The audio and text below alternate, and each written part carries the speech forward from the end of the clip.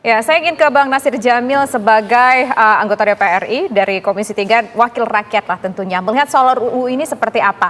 Apakah ada minusnya atau memang semuanya ini tampaknya ideal sekali jika disahkan sesegera mungkin? Atau jangan-jangan memang ada unsur politiknya di sini seperti disampaikan oleh Bang Denny Indrayana tadi? Iya, terima kasih Tisa. Jadi mencermati apa yang disampaikan oleh Rai tadi, ya Bung Rai Rangkuti dan juga Mas Denny Indrayana, memang rancangan undang-undang ini sangat strategis, ya. Tapi mudah-mudahan tidak menjadi dilematis seperti yang dikhawatirkan tadi. Saya pribadi memberikan dukungan kepada rancangan undang-undang ini agar menjadi undang-undang dan itu bisa dilacak di jejak digital yang saya sampaikan dalam sejumlah diskusi terkait dengan rancangan undang-undang ini. Dan sebenarnya dalam konteks melihat ini ya tidak mesti kemudian kita melihat plus atau minusnya. Sebuah rancangan undang-undang itu kan didesain untuk menghadapi zaman ya, untuk menghadirkan negara kita yang kita cita-citakan. Jadi tidak selalu kemudian harus dibuat bahwa apa plusnya apa minusnya. Kalau saya lihat undang-undang itu pasti memiliki sisi plus ya, tidak ada sisi minus. Sisi minus itu barangkali kekhawatiran bagi orang-orang yang berbuat tidak lurus begitu ya. Bagi orang-orang yang on the track tentu bagi dia tidak punya masalah dengan rancangan undang-undang ini. Baik. Kalau menjadi undang-undang.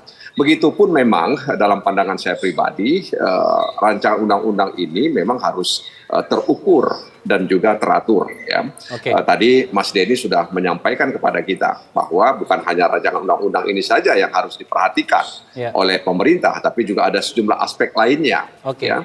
Nah, kita lihat Nasir, konstitusi misalnya dalam pasal 28G itu jelas tadi, bahwa konstitusi. Baik, aspek lainnya tadi harus dijelaskan setelah ini ya, kumandang azan maghrib untuk DKI Jakarta dan sekitarnya saat ini. Selamat menjalankan ibadah salat maghrib bagi Anda yang berada di wilayah DKI Jakarta dan sekitarnya. Kita lanjutkan langsung ke Bang Nasir yang tadi terpotong. Bang Nasir, ada jaminankah dari DPR bahwa RUU ini akan bisa disahkan di sebelum 2024?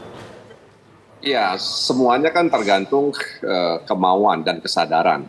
Ya, kalau misalnya Presiden Jokowi yang ada di istana dan anggota DPR yang ada di Senayan punya komitmen, saya percaya bahwa akan bisa diselesaikan sebagaimana yang disampaikan oleh Prof. Mahfud bahwa sebelum Pilpres berlangsung barang ini sudah selesai. Apalagi kalau kita ukur kekuatan kan Presiden sudah banyak dukungan di DPR. Jadi tidak usah khawatir kalau kemudian rancangan undang-undang ini tidak selesai sebagaimana yang disampaikan oleh Prof. Mahfud. Okay. Tapi saya ingin sampaikan bahwa apapun nanti ke depan dalam pembahasan ini, tetap saja apa yang disampaikan oleh Prof. Denny itu harus menjadi catatan. Ya, bukan hanya soal pembatasan transaksi konvensional ya atau transaksi manual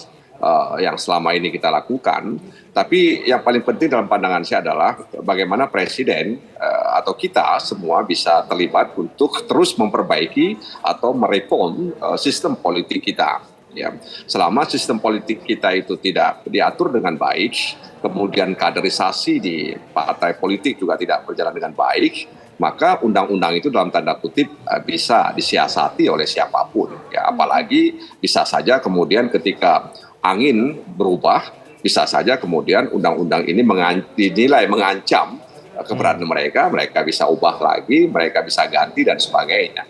Jadi memang harus ada harus ada landasan yang kuat agar kemudian apa yang kita cita-citakan ini bisa terwujud.